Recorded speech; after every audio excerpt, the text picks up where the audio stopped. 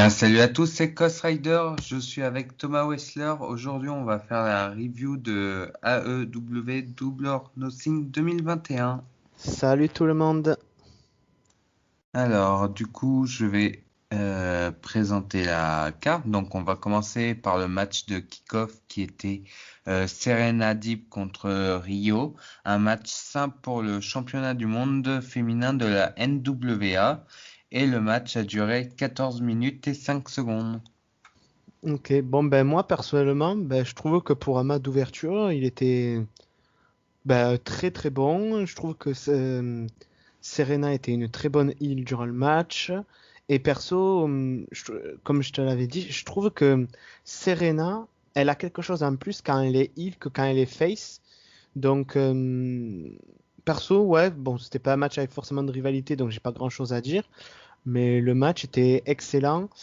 Et petite info, après, je ne sais pas si elle a re-signé, j'avais entendu dire que ce match-là était le dernier match sur le contrat de Rio. Donc je ne sais pas si après elle a re-signé avec la compagnie ou pas. Mais j'ai juste appris récemment qu'elle avait déménagé aux USA, mais je sais pas si elle a re-signé là-bas. D'accord. Bah moi je trouve que c'était un bon petit match. Bon, c'est surtout un match pour faire patienter les fans, mais c'était un bon match. J'ai rien dit, j'ai rien d'autre à dire en fait. C'est Bah ouais, parce que parce que c'est vrai que moi je suis pas vraiment la NWA, donc moi, je la suis et je sais que sa prochaine challengeuse, c'est soit Thunder Rosa, soit Camille, qui est une catcheuse ancienne footballeuse américaine, qui est, disons, construite comme un monstre, quoi, disons, pas comme une hmm. personne brutale et tout, donc voilà. Et disons que comme ce que tu avais dit, en fait c'était plutôt là le match c'est plutôt un match annoncé comme ça, sans forcément de rivalité. En fait, les kick-offs de AEW, c'est souvent ça. La carte, c'est bâti sur les storylines, rivalités. Et, et les kick-offs, c'est souvent des petits matchs bonus pour faire patienter, quoi. D'accord. Bon bah du coup, je pense qu'on a tout dit hein, de ce match. On va passer par le show principal. Donc on va commencer par l'opener qui était Adam Page contre Brian Cage, qui était un match simple et le match a duré 12 minutes. Personnellement, j'ai trouvé ce match pareil, très très très bon. J'adore les deux catcheurs, donc rien à dire en particulier à ce sujet. Comme tu l'avais dit l'autre fois, je trouve qu'ils ont une bonne alchimie tous les deux. Ouais, après, ouais, le match était vraiment vraiment bon et comme je l'avais prédit dans la preview, ça sent le début du face turn de Brian Cage. Donc personnellement, ce match, non, là, rien à dire à part qu'il était très très bon. Hmm. Bah moi, je suis aussi d'accord du fait que le match il était très bon avec de très bons spots. Euh, une très bonne alchimie entre les deux catcheurs. Comme tu l'avais aussi évoqué, on sent vraiment aussi le face turn très prochainement de Brian Cage. Ouais. Euh, on voit aussi que Adam Page monte de plus en plus en main event et on peut supposer que par la suite il aura une rivalité avec Kenny Omega pour le titre. Et les deux se sont déjà affrontés en plus au Mexique. Hmm. Et même, ils se sont affrontés, je sais pas si tu te rappelles, pour déterminer le challenger numéro un au titre à l'époque, de John Moxley, Ah lorsqu'il oui, était c'est champion du vrai. monde. C'est vrai, c'est vrai. Je m'en étais pas rappelé, mais c'est vrai, t'as raison. Je crois même que c'était à All Out en plus, le dernier All Out. Ça pourrait, ça C'est pourrait être possible. ça pourrait être intéressant, pourquoi pas avoir du fait qu'il y a un an, bah, Kenny Omega a battu Adam Page et tout, qu'il a rendu challenger, et par la suite, pourquoi pas Adam Page prend sa revanche sur Kenny Omega, quoi, et il remporte le titre. Oui. Par contre, un truc que j'avais dit aussi, c'est que un truc que tout le temps je dis sur Brian Cage, c'est que le mec, j'adore ce catcheur parce que quand vous voyez son physique, vous vous dites, par exemple, un mec qui connaît pas AEW, qui va voir un mec comme Brian Cage, il va s'attendre à un in-ring un peu à la Batista, Ryback, Goldberg. Mais au final, le mec, Brian Cage, il peut tout faire. Il te fait des suicide dive, des 619, des frog splash, des moonsaults. Ce gars, je trouve que c'est vraiment un mec. Ça m'étonnerait pas si, allez, si en 2022, il ne devient pas champion du monde. Je serais pas surpris. Hmm. Bah, moi, personnellement, je le vois bien, pourquoi pas par la suite être en rivalité avec Miro, justement pour le titre TNT. Ouais, pour commencer, Chichi, après, ouais. Voilà. Après sa rivalité contre Taz, bien entendu, oui, pour en conclure, le match, il était très bon, très bon opener, vraiment. Et les deux se sont aussi volés leur propre finisher durant le match. Ah oui, aussi. Que Brian Cage voulait faire la clothesline comme Eggman Page, et au final, Eggman Page l'a contré avec le genre de F5 de Brian Cage. Mm. Du coup, je pense qu'on a tout dit sur ce match. On va passer au prochain match, qui était un match tag team pour le AEW World Tag Team Championships entre les champions, les Young Bucks, contre John Moxley et Eddie Kingston. Et le match a duré 21 minutes. Ben, premièrement, déjà, les Young Bucks, c'est clairement mon équipe préférée à la AEW. Et John Moxley et Eddie Kingston, c'est deux catcheurs que j'adore. Et d'ailleurs, Eddie Kingston, j'ai eu la chance de le voir en vrai, il est hyper gentil. Mais bon, passons. Euh, le match, j'ai bien aimé. Franchement, j'ai bien aimé. Mais comme on en avait parlé, je trouve que ça avait été un petit peu. Enfin, il y avait des moments où le rythme était cassé. Comme on en avait Hmm. parlé, du fait que, par exemple, il y avait Je un vais quand moment. même préciser aux gens que lorsqu'on dit qu'on en avait parlé, c'est qu'on avait déjà commencé à tourner la vidéo, justement. Malheureusement, pour un souci personnel, bah, on a dû couper la vidéo et c'est pour ça que là, on l'a refait en quelque sorte, la vidéo. Voilà. Et du coup, ouais, comme tu avais dit, il y avait une période dans le match où Eddie était seul dans le ring et avec John Moxley, il aurait pu faire le tag, mais il a mis. Bah, il a trop Face. surjoué, en fait. Voilà, au moins pendant 2 minutes, enfin j'exagère peut-être en disant 2 minutes, mais il y a eu un moment de blanc où tu le voyais ramper alors que là il aurait pu ramper, sauter, faire le tag, bim boum, et voilà, mais au final, Bah, ça se voyait trop qu'il traînait, quoi. Ça se voyait trop qu'il... C'était comme, bah, comme du théâtre, quoi. Comme s'il alors, était en train de jouer un personnage. Ce qui est, bon, normal dans le catch, mais là, ça se voyait trop, quoi. Alors que pour moi, dans le catch, il faut quand même que on sent que ça reste assez réaliste, réaliste.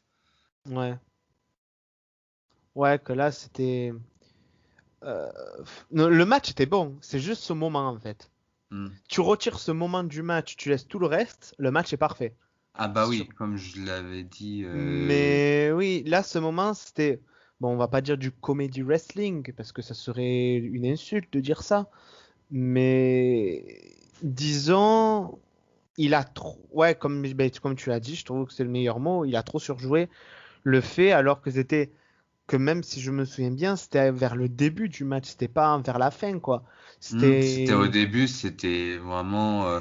que tu fasses ça vers la fin, par exemple, après qu'il soit mangé plusieurs super kicks, qu'il soit mangé plusieurs prises, qu'il fasse ça, ouais, c'est normal. Tu racontes l'histoire, le fait que tu sois fatigué, que tu t'es pris plein de coups dans la gueule. Mais là, en début de match, normalement, t'es frais et dispo, quoi. hmm. Même si tu t'es pris quelques coups, faut Oui, pas non plus trop abuser.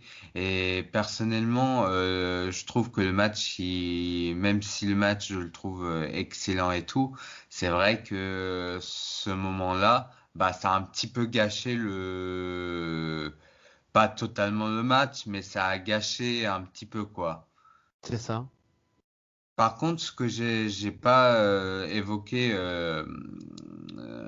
la dernière fois, mais que j'y ai repensé tout, ce que j'ai beaucoup apprécié, c'est que les Young Bucks ont fait une référence à The Shield.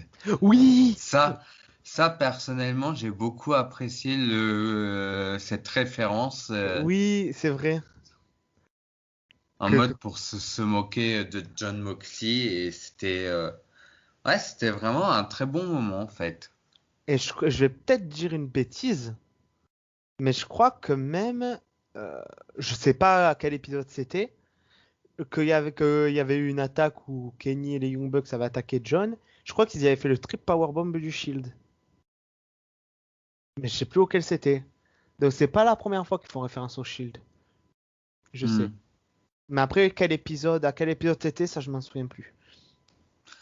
Mais pour en revenir dans le match, je trouve quand même que ça reste le troisième meilleur match de la soirée pour Ouais, moi. parce que disons c'était un petit fail, mais ça va, ça Il va. aurait pu être le premier, il aurait pu être le premier ou le deuxième si il n'y avait pas eu ce côté surjoué, Mais ça va, mais ça va. ça va. On te pardonne, Edgy. Voilà. Mais tu arrêtes de trop surjouer, hein. Surtout, il a fait des matchs hardcore et tout, donc c'est ça, il devrait. Bon, passons. Ensuite, on va passer au prochain match qui était le Casino Battle Royale où le vainqueur de ce match remporte un match de championnat du monde poids lourd de la AEW.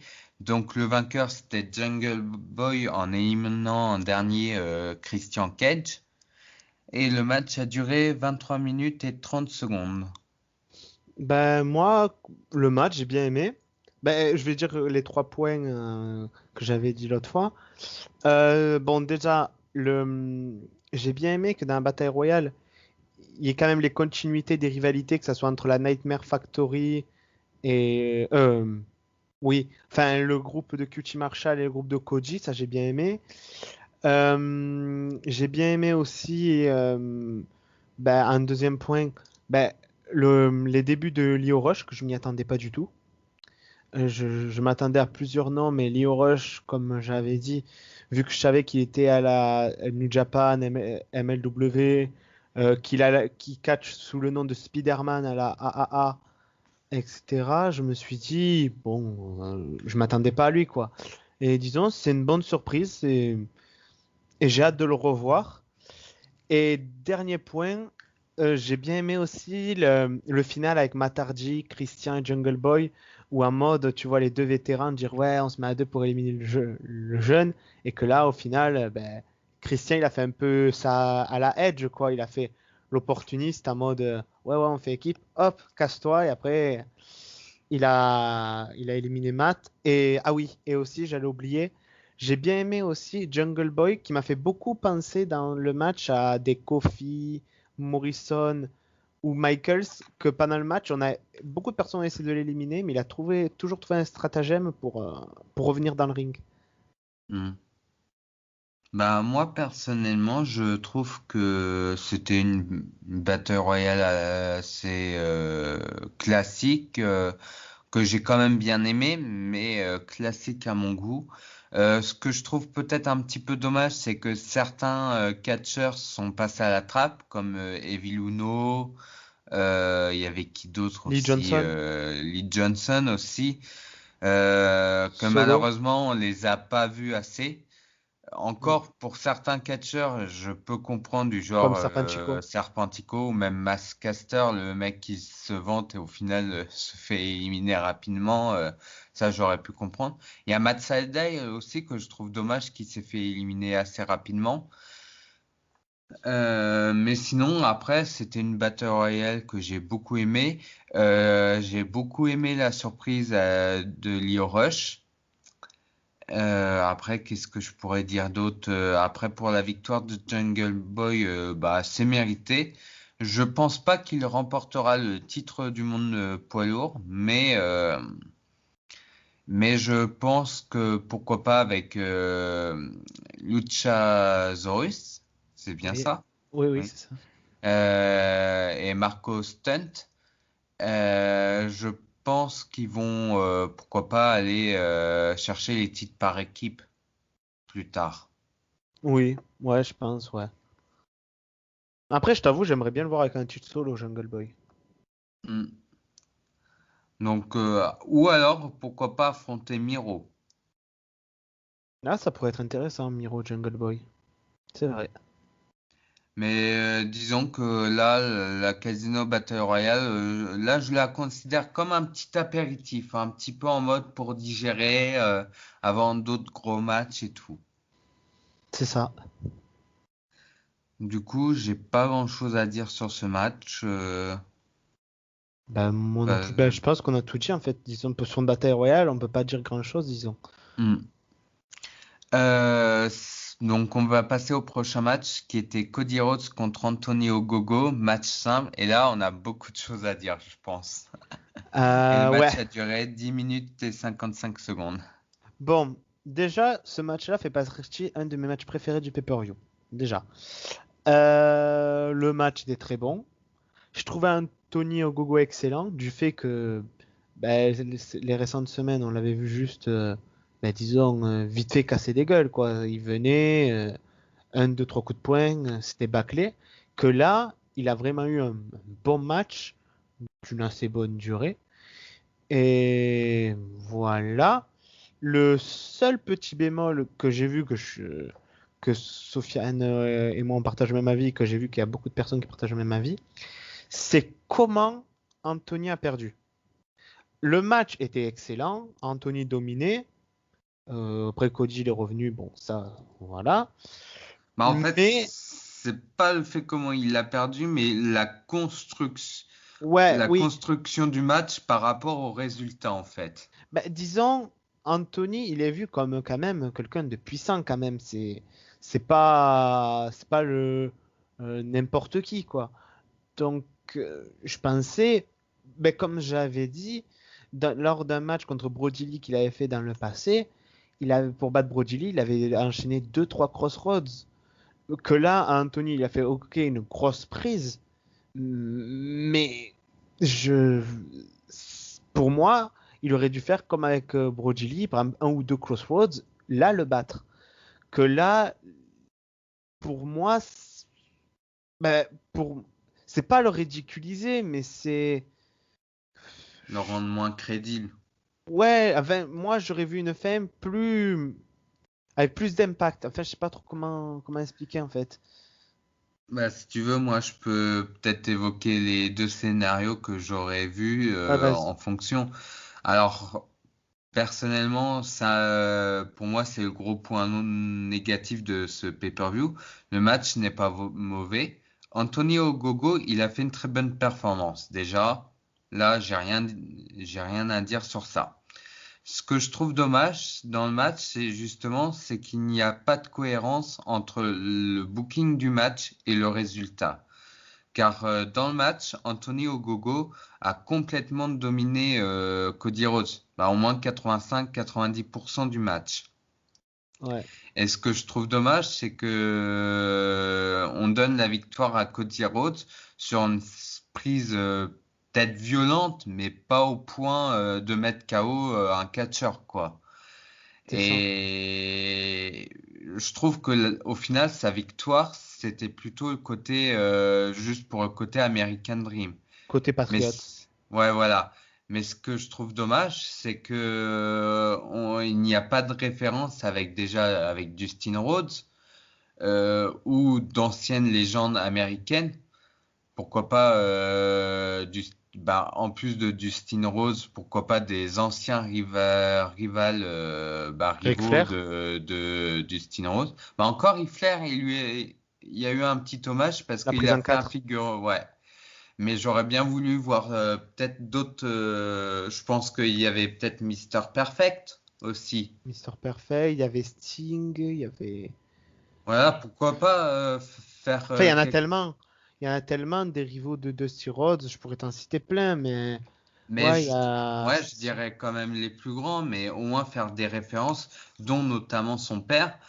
Et pour moi, il y aurait eu, pour moi, il y avait deux scénarios qu'on aurait pu faire. Soit garder le même booking du match, ça veut dire une domination de Anthony Ogogo, et on lui donne la victoire pour créer un impact, ça veut dire, comme tu l'avais dit, de la hit. Ouais. Ou alors, on donne vraiment le côté patriote, ça veut dire donner la victoire à Cody Rhodes, mais il faudrait que ça soit un match 50-50. Ça veut dire que Cody Rhodes se défend beaucoup plus et que on voit que le mec, quand même, il se donne à fond, quoi. Alors que Ouais. là, dans le match, malheureusement, on voit que Cody Rhodes se donnait pas forcément méga à fond et que c'est surtout Anthony Ogogo qui a mené le match, quoi. Bah ouais, comme je Limite. disais, cette semaine, il y avait eu un match tag team où il y avait Cody et Lee Johnson contre QT Marshall et Antonio Gogo. Ben là, dans ce match-là, Anthony il a reçu plus de hits des fans que, que dans le match en solo, alors que moi, j'aurais plutôt fait un contraire. J'aurais fait pour le match 1 contre 1, j'aurais mis plus de hits, enfin, qu'il se fasse plus suer. J'aurais fait tout pour qu'il se fasse plus suer que dans le match tag team, disons. Hmm. Et puis, et puis surtout que, bon, là, ils ont raté. Moi, je pense qu'ils ont raté une belle occasion de créer un impact ou même faire, pourquoi pas, le match de la soirée, limite, hein.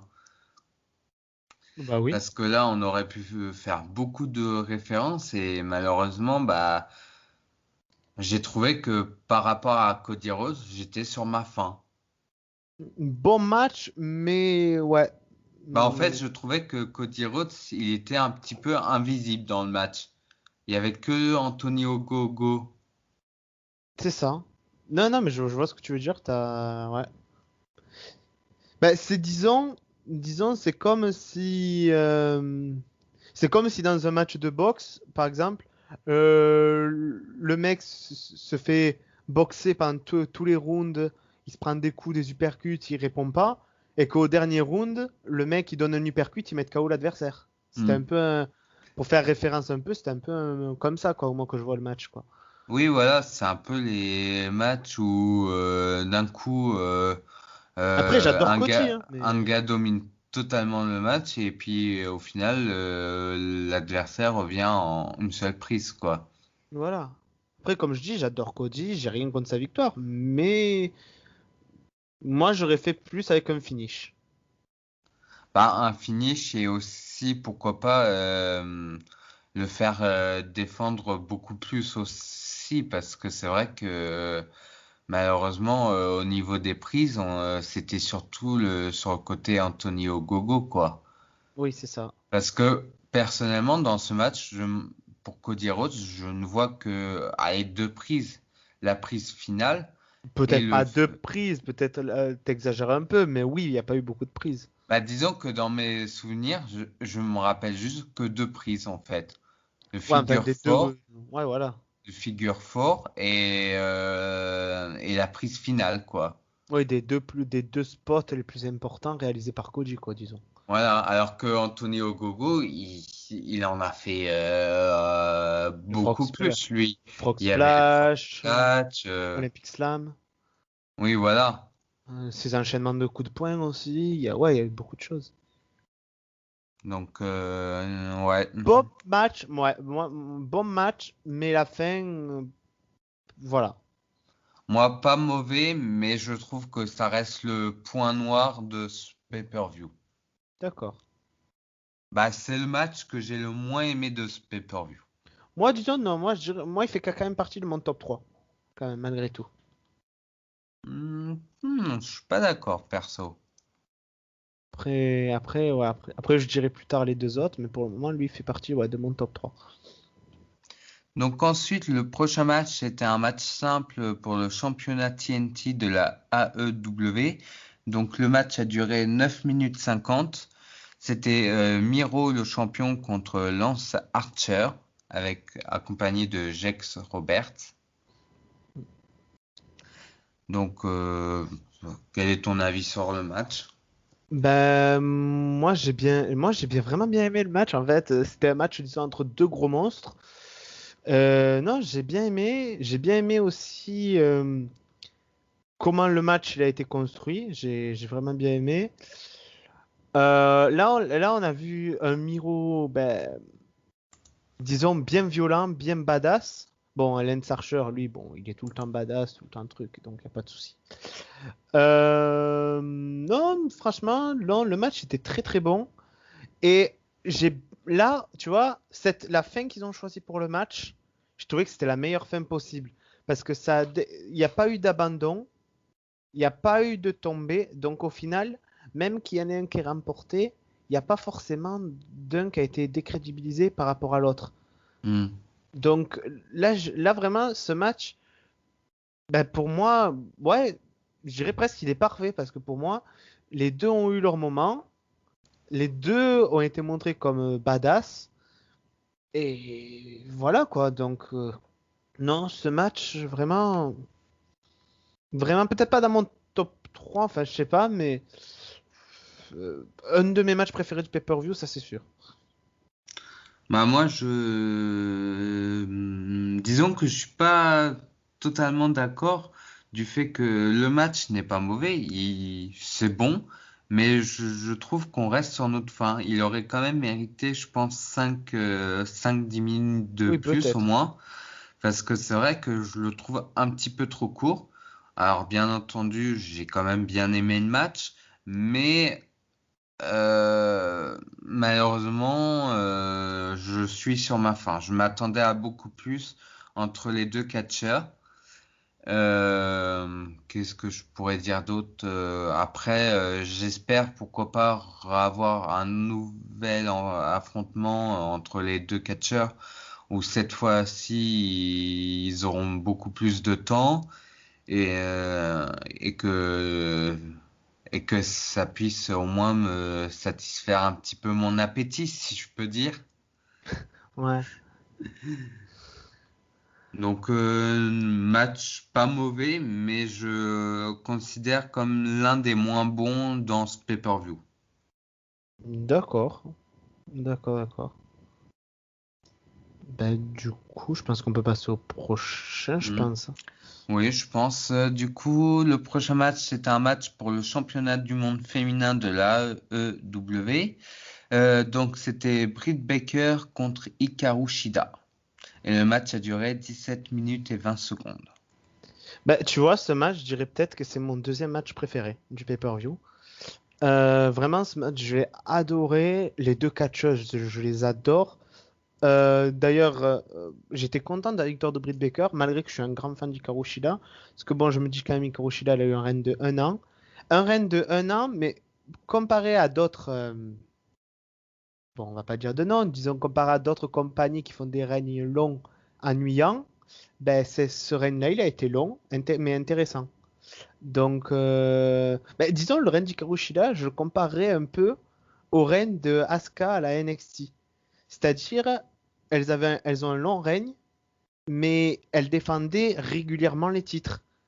Donc, pour moi, non, Hikaru Shida a été une excellente championne. Je suis garanti que, bon, peut-être pas tout de suite, mais qu'elle retrouvera le titre à un moment ou à un autre. Après, Britt Baker, petit plus. J'ai bien aimé sa tenue référence un peu à Scott Hall. Ça, j'ai bien aimé. Et non, Britt Baker, je trouve que c'est une excellente heel. Je suis sûr qu'elle fera une excellente championne. Donc, non, honnêtement, je suis content du résultat. Je suis content du match. La durée du match, je l'ai trouvé assez correcte. Voilà, après, non, franchement, le match était très très bon. D'accord. Moi, j'ai pas grand-chose à dire sur le match. Je l'ai trouvé quand même. C'était un bon petit match. Bah, petit match. Une façon de parler. Disons que c'était un bon match. Euh, bon sans plus, personnellement. Bon, d'un côté, je suis pas très fan de la gimmick de Britt Baker, mais je trouve que quand même sa victoire, elle est totalement méritée. Et depuis qu'elle est à la AEW, hein, elle est là depuis le début, donc victoire totalement méritée. Et je pense qu'après, je pense pas qu'elle aura un règne très long non plus, parce que Ouais. au vu des 1 an de règne de Hikaru Shida, peut-être que je la pourquoi pas avoir un règne un petit peu court pour un petit Deux, peu trois mois varier. peut-être. 2, 3 mois, je dirais. Oui, voilà. Moi, je vois bien pourquoi pas perdre son titre contre Tai Conti ou une nouvelle venue. Imaginons Ruby Riott, par exemple, Ouais. au prochain pay-per-view. Ou alors Anadje qui revient, Anadje. Aussi, Ou pourquoi pas. pourquoi pas, ou Rebelle. Hmm. Pourquoi pas par la suite un C'est face-turn de vrai. Rebelle et du coup, C'est vrai que malheureusement, Rebelle, c'est une très bonne catcheuse. Mais bon, là, elle est vendue comme une assistante, donc elle ne peut pas montrer toutes ses capacités. Mais pour moi, qui l'ai vu catcher à Impact ou même dans d'autres petites fédérations, bah, à la Stardom par exemple, qu'elle avait catché à la Stardom, je trouve que c'était un match, je trouve que c'est une très bonne catcheuse. Et et je sais que généralement des championnes qui ont comme managers, managers non, un mais genre de qu'ils ont valet. comme ouais voilà Valet et tout, bah généralement ça mène sur une rivalité en fait pour le titre souvent. Ouais. Ouais, non, mais franchement, ouais, je suis assez d'accord avec ton idée. Après, moi, ouais, j'aimerais que ça soit, oui, ben, par exemple, si Ruby, elle arrive, Ruby Riot, enfin, Eddie Lovelace, quand elle arrivera, ou alors Tai Conchi, que j'adore, ou peut-être Anna Jay, qui ferait, quand il faut qu'elle fera son retour, ou je ne sais pas, moi, Après, peut, j'ai vu dans les statistiques ranking de la AEW, j'ai vu qu'il y avait Abaddon, Abaddon. Mhm. Abandon, voilà, qui avait quand même une série de victoires cette année. Donc, vu que ça dépend des fois aussi des rankings, bah peut-être qu'elle pourrait être la prochaine challengeuse, peut-être Thunder Rosa. Oui. Ou Donc, c'est peut-être vrai que même une personne qui n'a jamais eu trop de chance. Pourquoi pas peut-être refaire revivre une rivalité, par exemple refaire revivre la rivalité qu'elle avait avec Big Swole, peut-être, pour le titre. ou Ou peut l'alien Chris, Chris Statlander. voilà. Hmm, ouais, ou même une catcheuse, bon ça ferait un match heel contre heel, mais une catcheuse qui n'a jamais trop eu de chance au titre et peut-être pas trop eu une chance en avant, mais que je trouve que c'est une des meilleures, voire même peut-être la meilleure actuellement à la EW, Penelope. Penelope Ford aussi. Mais voilà, mais ouais, Voilà. je partirais plus sur une, comme tu as dit, sur une rebelle, je pense. Ça pourrait Et être je pas mal. pense que, alors, Hikaru Shida, je dis pas qu'elle va plus avoir le titre, mais je pense que ça peut aussi d'un côté faire du bien à la AEW de la mettre un petit peu de côté et tout, et pourquoi pas proposer justement de nouvelles challenges. Bah, comme ils avaient dit, apporter une nouvelle ère en fait. Ben oui, oui. Ou comme où il y avait même où actuellement, Britt Baker, elle tease un possible affrontement avec sa meilleure amie d'Impact, Gionna Purrazzo, un match titre pour titre contre titre aussi. Hmm. Donc peut-être Gionna Purrazzo, ou peut-être une autre fille d'Impact qui viendrait, hein. Je ne sais pas moi. Euh, qui c'est qui pourrait venir d'Impact et l'affronter? Euh, là, j'en ai pas en tête en fait. Si peut-être Avoc ou Rosemary, enfin je sais pas. Ouais, à voir. Enfin à voir, ouais. Mais sinon, À ouais, pour voir. revenir au match, bon match, je trouve. Ou Tenille Dash Wood. Ah oui, Tony Dash. Ben putain, celle que je cherchais le nom depuis tout à l'heure en plus. Mais il me venait pas. Mais ouais, à voir. Bon, du coup, on va passer au prochain match. Donc, le prochain match, c'était un tag team match entre Sting et Darby Allin contre Scorpio Sky et Ethan Page. Et le match a duré 12 minutes 30. Franchement, ben, là, ce match, en fait, je pense que je vais dire pareil à tous les matchs. Ce match, ça a été aussi un de mes matchs préférés. Par contre, Ethan Page est un gros taré, je vais le dire, parce que le mec, limite, ça m'a fait peur. Quand il a balancé Darby dans le public, il m'a fait peur, hein. Bah, il Mais a pris la signification de I Believe I Can Fly. ouais, non, mais là, Ça, c'était un gros spot, mais de toute façon, Ethan est un taré, Darby est un taré. Donc ça, y a pas à débattre là-dessus, c'est deux tarés. Et pour revenir, Sting, je trouve qu'il a fait une très très très très bonne performance. Là, parce que disons, on va dire, c'est son premier match entre guillemets officiel, parce que l'autre c'était un match cinématographique. Je veux dire, le mec, voilà, on voit qu'il a plus de 60 ans. Ouais, il a plus de 60 ans, mais Hmm. le mec, il a rien perdu, quoi. Enfin, il peut tenir face à des jeunes faciles. C'est pas comme une autre légende de la WCW qui fait tomber les personnes sur la nuque, quoi. C'est lui, c'est encore catchy, quoi. Goldberg. Oui, voilà. Donc, Hein, quoi? Ah, t'as non, entendu quelque chose? Ah non. non, mais voilà, quoi. Il y a rien à dire, quoi. Il a fait une très bonne performance. Le match était excellent. Les quatre catcheurs étaient excellents. Et surtout, j'avais vu que le contrat de Scorpio se terminait prochainement, mais il a dit qu'il allait re-signer parce que il sera tout le temps reconnaissant à la AEW pour lui avoir fait affronter une légende comme Sting. J'ai vu qu'il avait dit. Ah Donc, bah ça, et surtout, comme j'avais dit, Ethan Page et Scorpio, pour moi, c'est deux futurs visages de la compagnie. Ça, y a pas. C'est obligé qu'ils vont miser sur eux. hmm. C'est une certitude. Donc, non, pour moi, très bon, vraiment très bon match. Alors moi j'ai adoré ce tag team match. Justement, comme tu l'as dit, Sting a fait une très bonne performance. Et même là, je me dis, ça montre à quel point que la WWE, c'est vraiment des idiots parce qu'ils auraient très bien pu faire le fameux Sting Taker et tout. Alors certes, dans ce match, il a affronté, on va dire, des jeunes catcheurs, on va dire comme ça. Mais je pense qu'un Sting Taker, on aurait pu aussi avoir un match avec une performance pas non plus Dégueulasse. pas non plus phénoménale, mais quand même une bonne performance. Et on aurait pu avoir cette nostalgie que le côté Dream Match, chose que la WWE n'a pas fait, et ce qui est dommage. Et ça montre à quel point que là, ils ont raté une belle occasion de pas laisser, en fait, de pas vouloir laisser Sting catcher, quoi, parce que là, le mec à la AEW, il fait de bonnes performances. Bah là, dans ce match-là. Après, le match cinématographique, je l'ai trouvé aussi. Donc,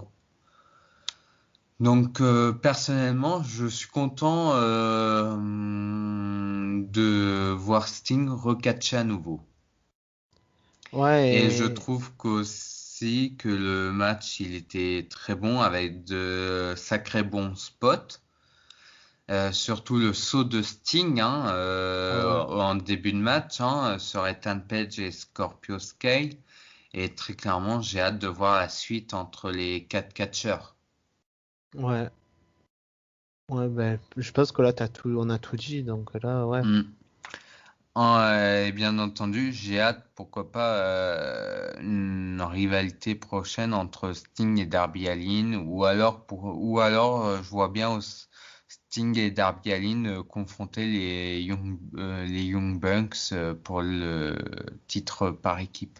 Ou il y en a même qui laissent sous-entendre peut-être un trio, qui pourrait former un trio avec peut-être Tommy End. Oh, ça pourrait être énorme. Trio ou une rivalité peut-être. Hmm. À voir, à voir. En tout cas, j'ai hâte. Hmm. Bon, bah du coup, on va passer à l'avant-dernier match. Donc, c'était un triple menace pour le championnat du monde de la AEW. Et c'était Kenny Omega, le champion, contre Orange Cassidy, contre Pac. Et le match a duré 27 minutes. Ben, celui-là, ben, tu vois, il fait aussi partie de mon top 3. Ben, ah, ben non, je suis bête. J'ai dit que le Hikaru Shida et le Britt Baker étaient mon second match préféré. Ben, je corrige ce que je dis. C'était celui-là. Ce match, ben, en fait, il était parfait. Là, vraiment, Hmm. je peux rien dire, il était parfait pour moi. Vraiment. Bah, pour moi, pareil aussi, parfait. C'est mon match favori de la soirée. Très clairement,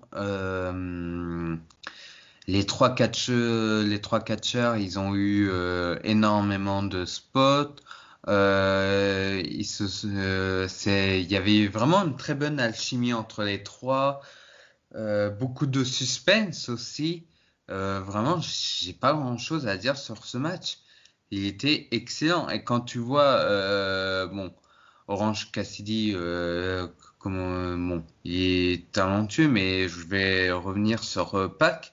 Quand tu vois la différence entre l'AEW et WWE, il n'y a pas photo, quoi. Le mec, ça montre à quel point que ce catcheur mérite d'être un main eventer, quoi. Ben, tu vois, Pac, moi j'ai tout le temps dit que c'était un catcheur qui méritait le sommet. Comme par exemple, un catcheur qui était arrivé à peu près en même temps que lui, c'est Akira Tozawa.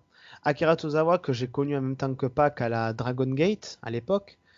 Ben pour moi, quand j'avais su la signature de Akira Tozawa, j'avais dit, ah, ce mec, il peut rivaliser mais avec les plus grands et tout. Bon, au final, je me suis vraiment trompé, quoi. Euh, Malheureusement, il s'est inscrit à Shuriken School. non, mais quand tu vois que là, c'est Pour les un gens full. qui comprennent pas, Shuriken School, c'est le nom d'une école qui est dans un dessin animé du même nom, je crois bien, et c'est une école de ninja Non, ouais, non, par mais rapport à la voilà. gimmick actuelle de Akira Tozawa. Non, mais voilà, c'est ça que je trouve ça triste parce que voilà, il pourrait être bon. Par exemple, quand tu le vois au Japon, quand tu voyais au Japon, le mec, il te faisait des German, il était excellent. Que Mais c'est maintenant, même pas le seul. Je trouve qu'il y a beaucoup de cruiserweight comme Drew Gulak. Il y avait Tony Nese, il y a Tony Nese aussi qui malheureusement est bloqué à 205 live. Aria Daivari, Arya Devari. Il y avait qui d'autre aussi, à l'époque, TJP, à l'époque. TJP, bah Noam Dar. Ouais, voilà, mais bon. Donc c'est vrai que malheureusement t'as beaucoup. Bah la Lucha House Party aussi. Ah bah oui, non, mais t'as tellement de noms. Mais bon, pour revenir à Pâques, ouais, Et c'est pour ça que je trouve que Pac, il a fait un très bon choix en quittant la WWE parce que justement, la WWE voulait le laisser bloqué à 205 live. Mais il a dit non, non, non, moi je veux pas rester bloqué dans cette division. Mettez-moi au roster principal, quoi. Bah, qui au moins il s'est plaint en disant que je veux des plans, quoi. Ce mais c'est qu'il ça. avait, il avait totalement raison. Et il a bien fait de pas re-signer et de quitter la WWE et de rejoindre la EW. Bah ouais. Certes, bien entendu, à la EW, il a peut-être pas remporté encore un titre, mais au moins il est mis en avant. Il a des chances, contrairement à la WWE. Même là, il a été dans un match pour le titre poids lourd. Mm. C'est ça, non, mais ouais, comme je l'ai dit, ce match était vraiment excellent. Là, j'ai rien à dire parce que là, ce match, il Hmm. était vraiment excellent. Il était excellent. Après, par la suite, pour Orange Cassidy, je sais pas trop. Je sais pas quel avenir je vois pour lui. Pas que je vois qu'il forme à nouveau, mais qui il fait équipe avec Panta L0, L0M, ouais, et voilà. Phoenix. Donc peut-être, pourquoi pas une rivalité aussi pour les titres par équipe, Ben, à moi, voir.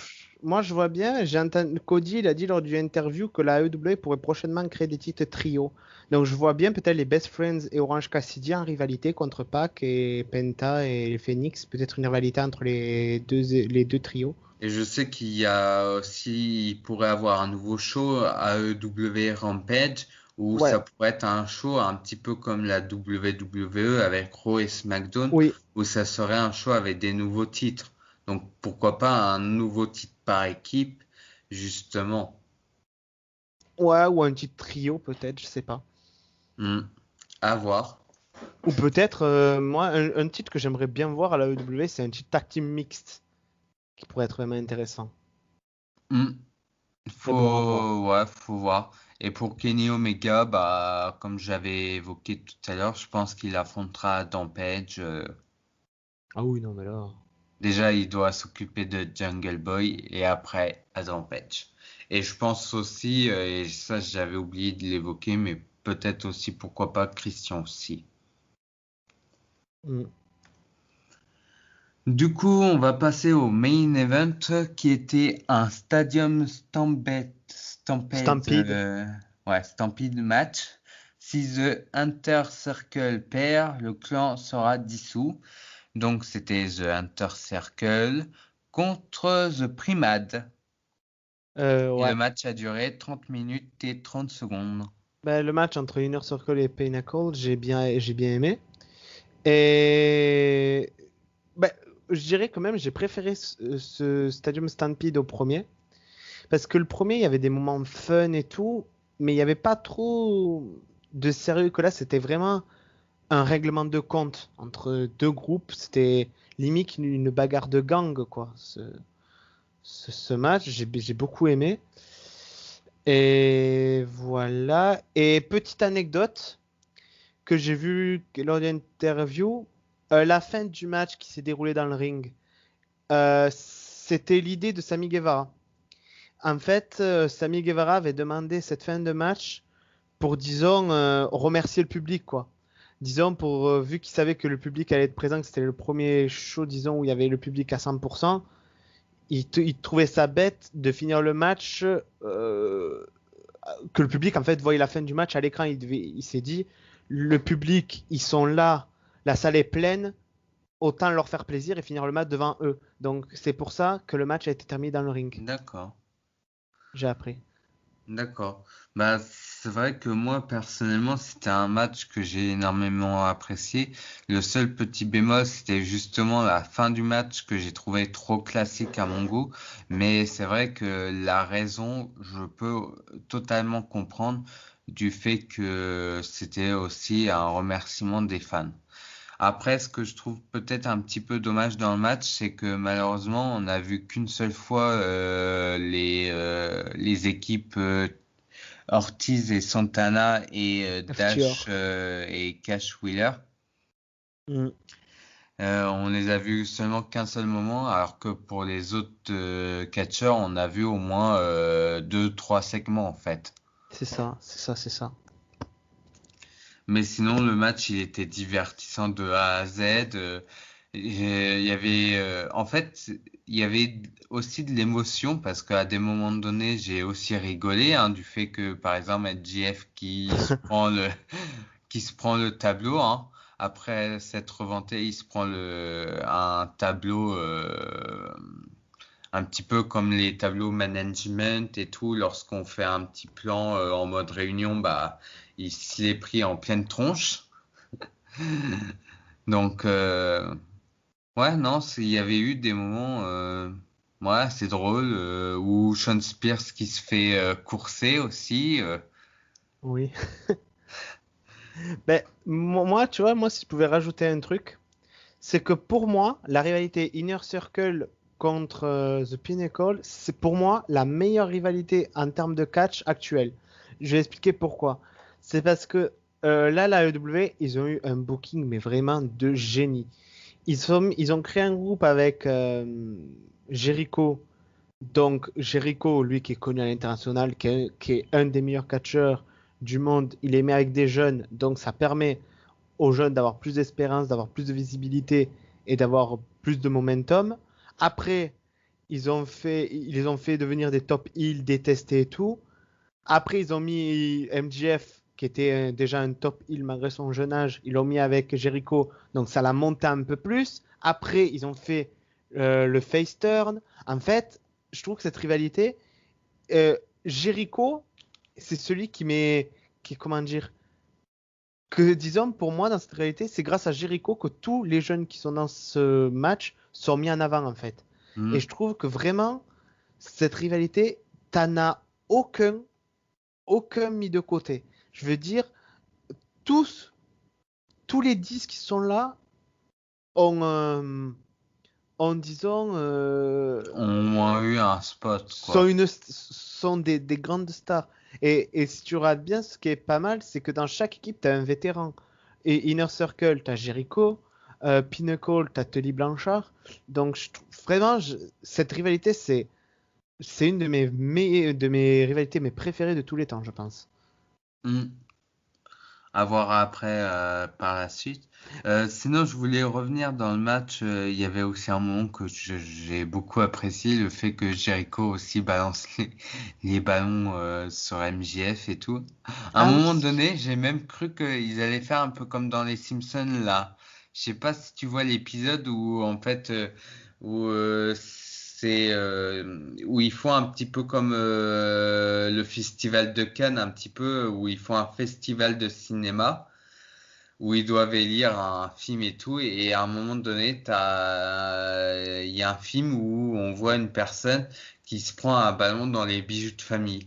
Oui, oui, oui, oui. En fait, moi, je pensais que Jericho allait faire ça, qu'il allait l'envoyer dans les bijoux de famille de MJF et tout. Oui, oui, maintenant que tu t'en parles, oui, oui. Ou soit j'étais en mode sadique, en mode et tout. Allez, dans les bijoux de famille, dans les bijoux de famille. Non, mais ouais, non, mais ce match, vraiment. Non, il Mais, était divertissant de A à Z et vraiment, c'était un match très très cool. voilà.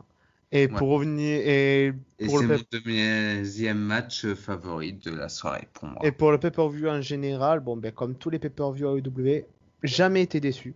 Vraiment, jamais. Les pay-per-view AEW, en fait, j'ai tout le temps kiffé les pay-per-view AEW. J'ai jamais. Il y a jamais eu un pay-per-view AEW que quand j'ai fini, je fais.